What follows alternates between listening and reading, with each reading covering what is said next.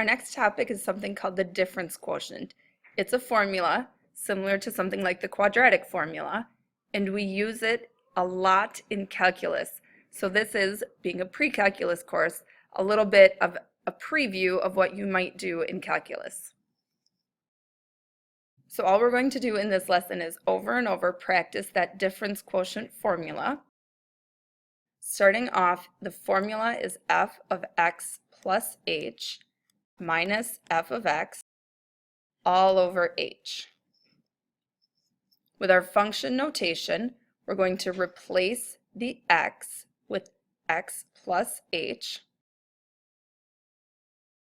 keeping the plus 8, and then we are going to subtract the function negative x plus 8 all over h. In the numerator, distributing our negative signs, we have negative x minus h plus 8 plus x minus 8 all over h. Combining our like terms in the numerator, we have our negative x and positive x cancel, and our 8 and negative 8 cancel, leaving us with just a negative h in the numerator. As a hint for your difference quotient, after you get to the point where you're canceling and simplifying in the numerator, if you are left with any term that does not have an h, you did something wrong, so go back and find your mistake. We have just an h in the numerator. Negative h divided by h is negative 1.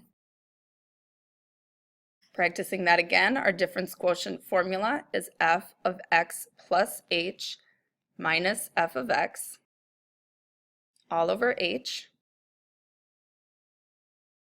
Subbing that x plus h in for x, keeping that plus 7, and then subtracting the function x squared plus 7 all over h. Now in the numerator we have the binomial squared.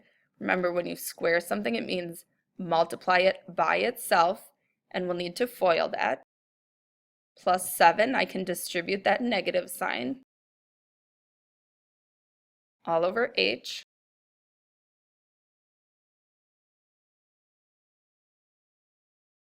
FOILing in the numerator, I get x squared plus xh plus xh plus h squared. My 7s, I can already see that the plus 7 and minus 7 cancel, so I've got the minus x squared all over h. Next, as I'm canceling like terms, my x squareds cancel, and the only terms that are left in the numerator all have an h in them. So what I'm going to do next is combine those like terms. Xh plus xh gives me 2xh plus h squared all over h. Now, in order to simplify with that h in the denominator, I'm going to factor the h out of the numerator. And then I can divide that with the h in the denominator, leaving me with 2x plus h. One last example for our difference quotient. Remember, f of x plus h minus f of x all over h. Subbing in that x plus h, everywhere there is an x.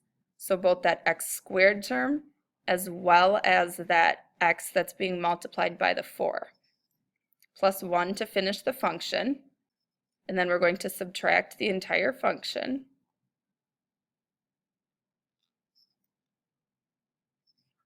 All over h. On the last one, we saw the x plus h squared. That simplified to x squared, plus we had 2 xh's in the middle, plus an h squared.